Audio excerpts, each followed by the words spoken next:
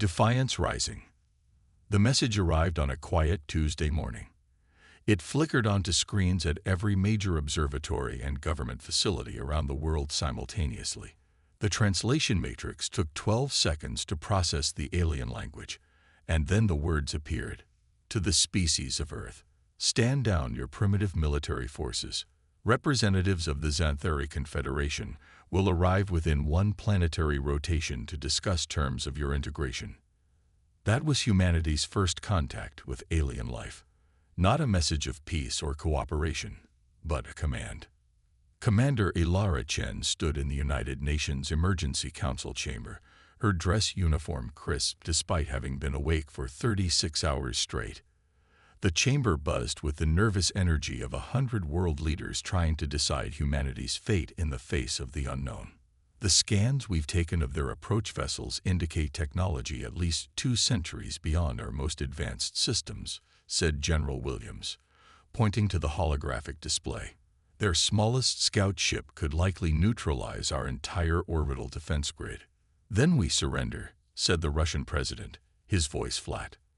We have no choice. Ilara's jaw tightened. She had spent 15 years in the global Space Force, from piloting the first Mars colony shuttle to commanding humanity's first interplanetary defense fleet. The thought of surrendering without even understanding what they were surrendering to made her blood boil. With all due respect, she said, stepping forward, we need more information before we make any decision. The UN Secretary General nodded to her. Commander Chen, you've reviewed all the data. What's your assessment? Their message isn't a request for peace talks. It's a summoning. They expect us to comply without question. That suggests a species accustomed to dominance, not cooperation. The chamber fell silent as the massive Xanthari ship appeared over New York.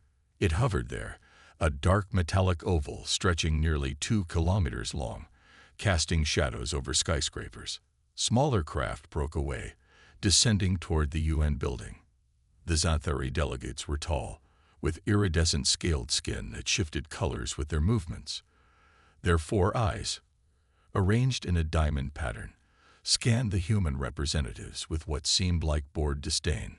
We are the advanced scouts of the Xanthari Confederation, announced the lead delegate, its voice translating through a hovering device.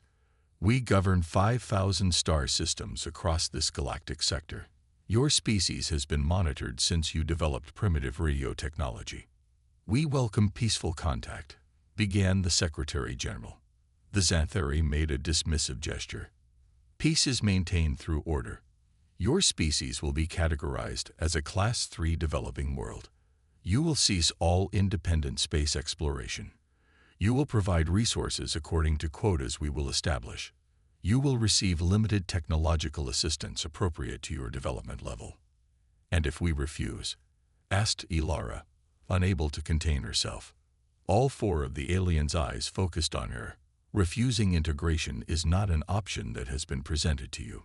After the Xanthari departed, leaving behind monitoring satellites and a small advisory contingent, the real meetings began.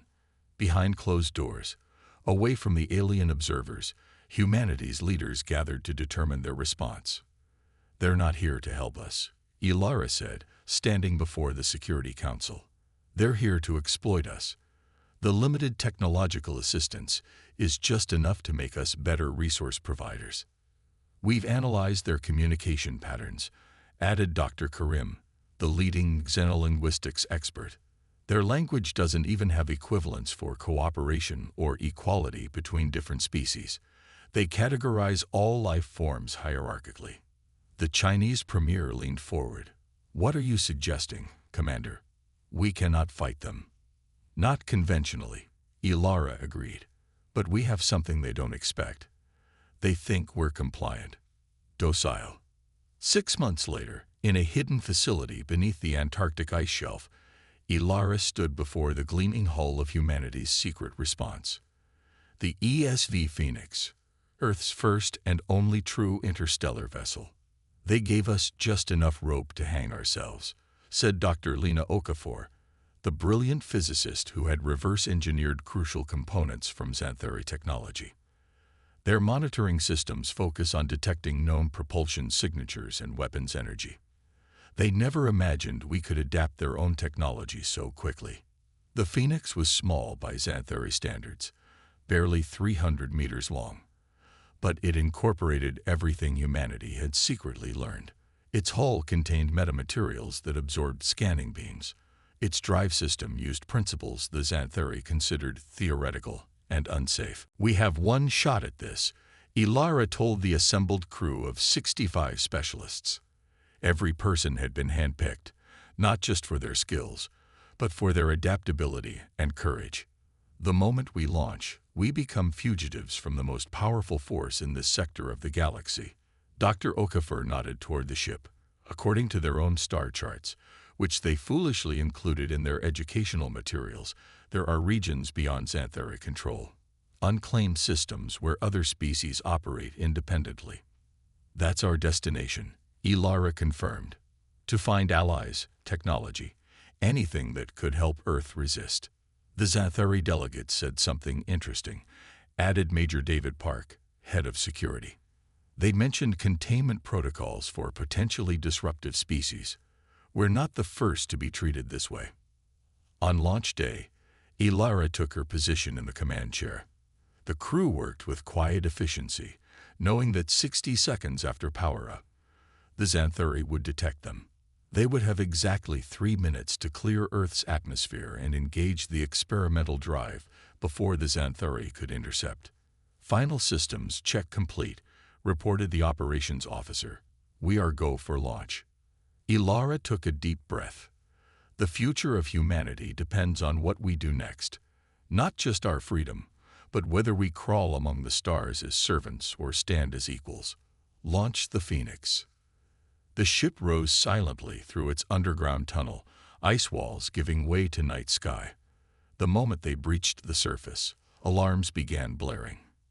Xanthari vessels deploying from Lunar Station warned the tactical officer. "Intercept course." "They're broadcasting on all frequencies," added communications. "They're actually laughing, Commander. They're saying one primitive ship is no threat to their dominance." Ilara's eyes narrowed. Let them laugh. Full power to the drive. The Phoenix shot upward, accelerating faster than any human vessel ever constructed. The Xanthari interceptors gave chase, their weapons powering up. "Distance to drive activation point. 30 seconds, called navigation." "Incoming fire," shouted tactical. The Phoenix shuddered as energy blasts grazed its hull. The experimental shields held, barely. "They're broadcasting to us," said communications. "They say surrender now, and they'll only sterilize Antarctica, not the entire planet." 10 seconds to drive activation. Navigation counted down. Ilara gripped her chair as another blast rocked the ship.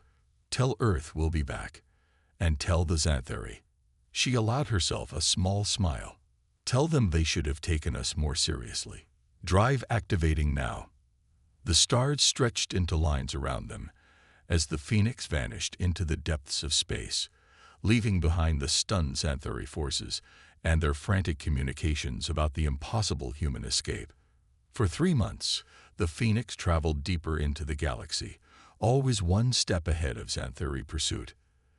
They discovered that the Confederation's influence extended further than expected, with subjugated worlds and monitoring stations throughout the sector. "We can't keep running forever," Ilara told her officers during a strategy session. "We need to find these independent regions Dr. Okafor mentioned." "The Xanthari call them quarantine zones," said Dr. Karim, who had been analyzing the alien database they'd brought with them.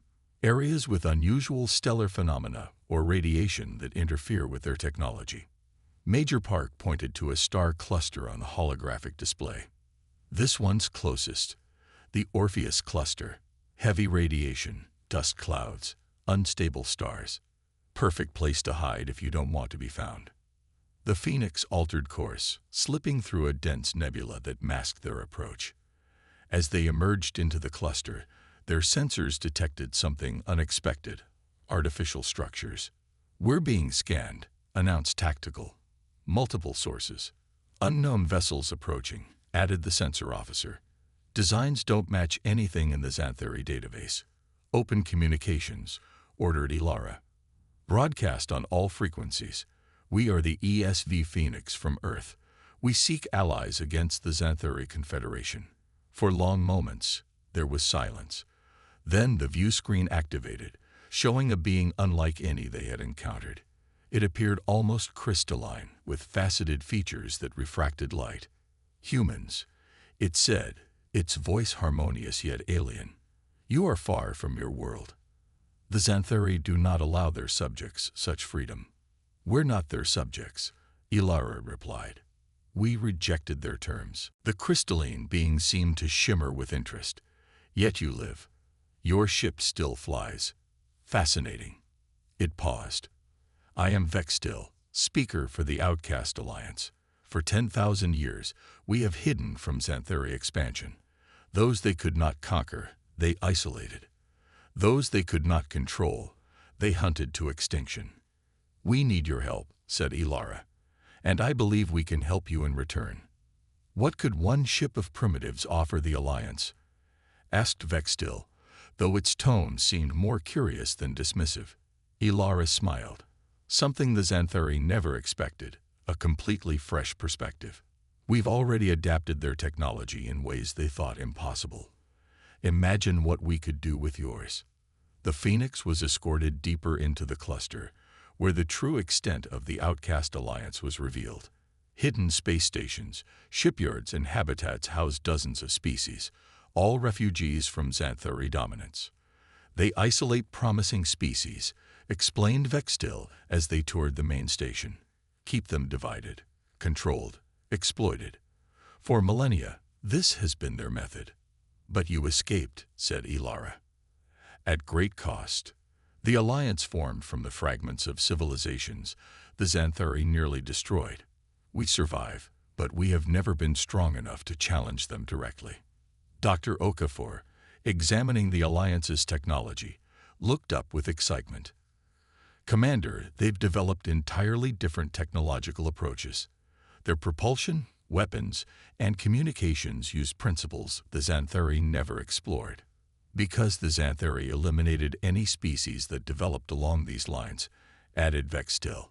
They fear what they cannot understand or control. As the Phoenix's crew integrated with the Alliance, sharing knowledge and technology, a plan began to form. The humans brought fresh ideas and a fierce determination that had begun to rekindle hope among species long resigned to hiding. 1 month after their arrival, the sensor network detected a Xanthari battle group entering the cluster. They tracked us, said Major Park grimly. Must have followed our radiation trail. Ilara looked to Vextil. We've brought danger to your sanctuary. We'll leave. Draw them away.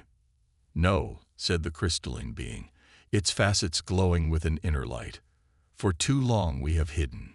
Perhaps it is time the galaxy remembered we exist. It turned to Ilara. Your small ship made the mighty Xanthari nervous enough to send a battle group. Let us show them why they were right to be afraid. As the Alliance vessels prepared for battle alongside the Phoenix, Ilara addressed the combined fleet. They laughed when humans sent one ship against their empire. They won't be laughing anymore. The turning tide. The Xanthari battle group entered the Orpheus cluster with overwhelming confidence. 6 capital ships, each bristling with weapons that could reduce a planet to molten slag, moved in perfect formation. Their scanners swept through the dust clouds, searching for the escaped human vessel. Tactical analysis indicates minimal threat, reported the Xanthari commander to the Confederation Council via quantum link. The primitive vessel will be captured, its crew interrogated, and their homeworld suitably disciplined for this deviation. Ensure you recover their drive technology intact, ordered the council elder. Their method of escape suggests unexpected innovation. Such resourcefulness must be properly redirected. The Xanthari ships pressed deeper into the cluster, unaware they were being observed through methods their technology couldn't detect. In the command center of the Alliance's hidden station, Ilara Chen and Vextil watched the enemy's approach on displays, showing spectrums beyond conventional detection. The arrogance of predators who have never become prey, Vextil commented, crystalline features refracting light as it turned to Ilara. They follow standard search protocols, predictable, methodical, thorough, and completely blind to what they're not looking for, added Ilara, studying the tactical display. Their sensors are calibrated for known signatures. Anything else is filtered out as background noise. Dr. Okafor approached, excitement evident despite her exhaustion. For 2 weeks, she had worked alongside Alliance scientists, combining human theoretical approaches with alien practical knowledge.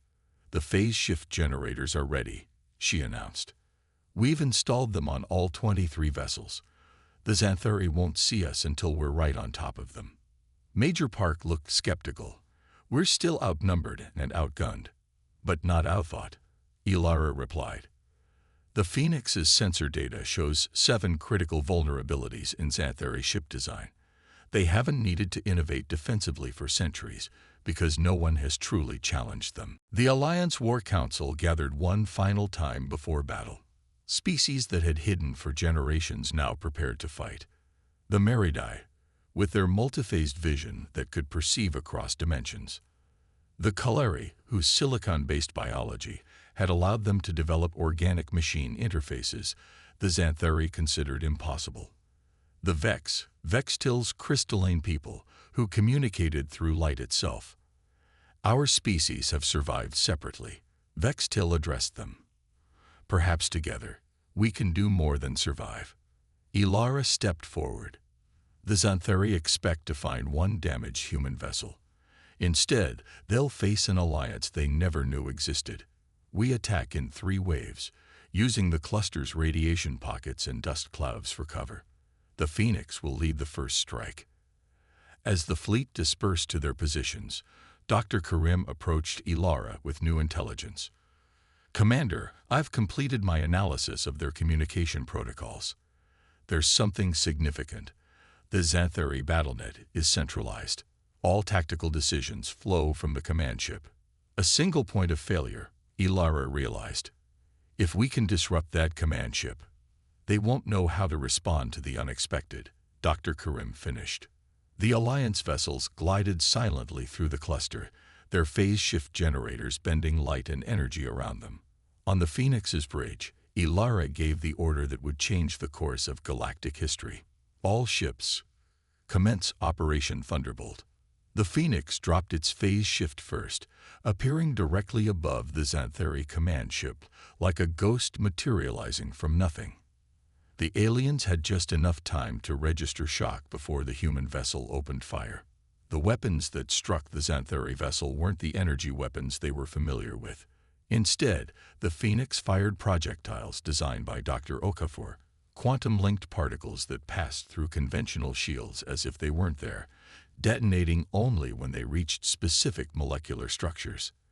The Xanthari commander barely had time to comprehend the impossibility before his ship's communication array exploded in a cascade of precise detonations, severing the battlenet connection to the fleet. Secondary vessels, engage now, ordered Ilara. 12 Alliance ships appeared next, surrounding the confused Xanthari vessels. Without central coordination, the alien captains fell back on standard protocols, precisely what the Alliance had anticipated. They're forming a defensive sphere, reported Phoenix's tactical officer, concentrating shield power outward. Just as expected, nodded Ilara. Third wave, you are go. The final 10 Alliance vessels appeared inside the Xanthari formation, a maneuver the aliens had considered theoretically impossible.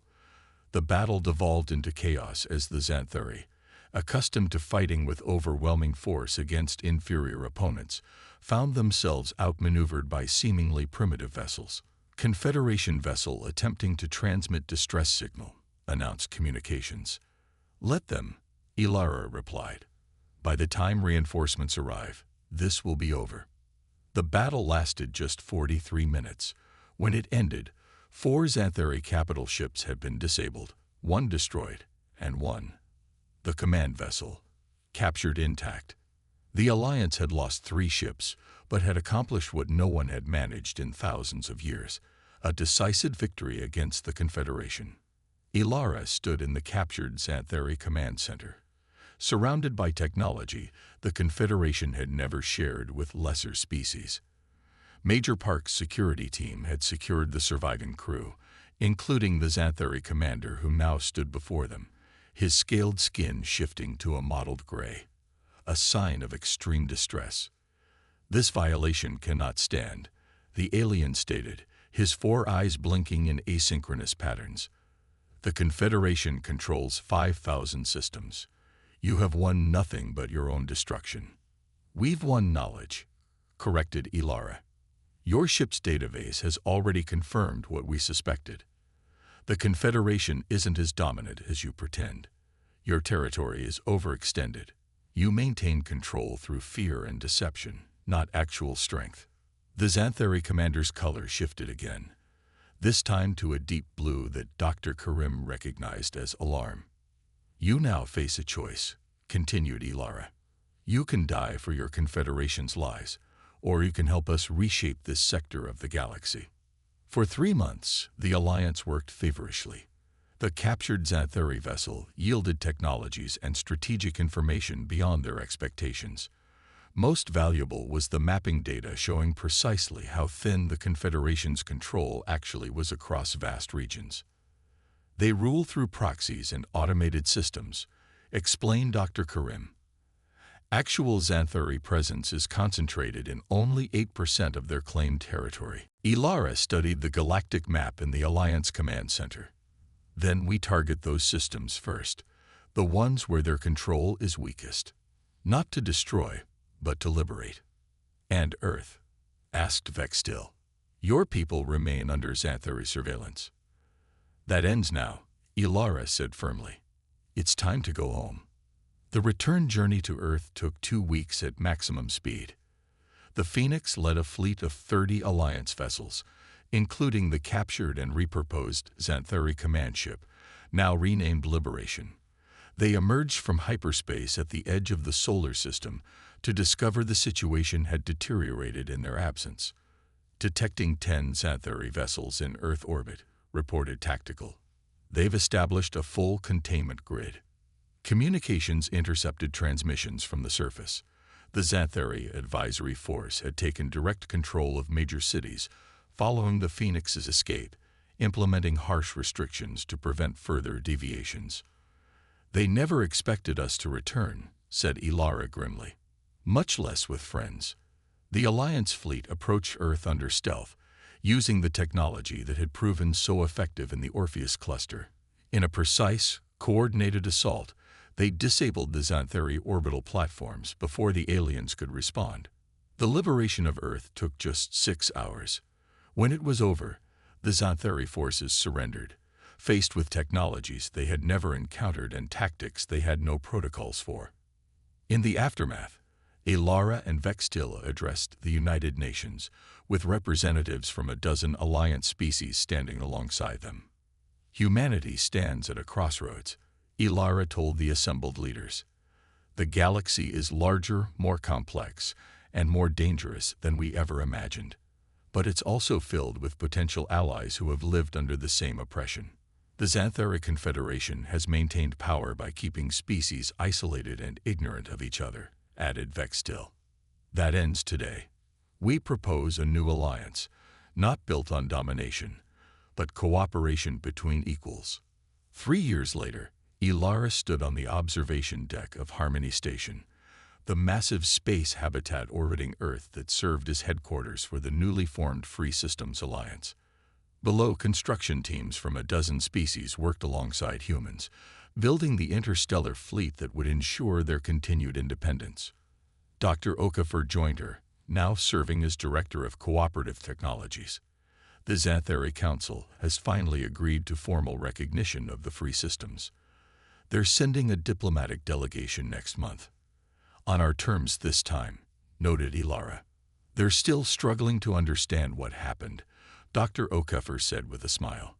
"How one small human ship could have possibly led to the collapse of their control over nearly 1,000 star systems. They made a fundamental error, replied Ilara. They thought technological superiority was all that mattered. They forgot that innovation comes from necessity, from struggle. She gestured to the construction below, where human engineers worked alongside crystalline Vex and silicon-based colliery, combining technologies in ways none could have achieved alone. The Xanthari stopped evolving because they stopped being challenged, she continued. We never had that luxury. Major Park, now Admiral Park, and commander of Earth's defense fleet, approached with a data tablet. The first deep exploration vessels are ready, Commander. 5 ships prepared to venture beyond the boundaries of known space. Any word from the Cygnus Expeditionary Force? Asked Ilara. They've made contact with 3 more species under Xanthari control. All have expressed interest in joining the alliance. Ilara nodded, satisfaction evident in her expression. Prepare a diplomatic team.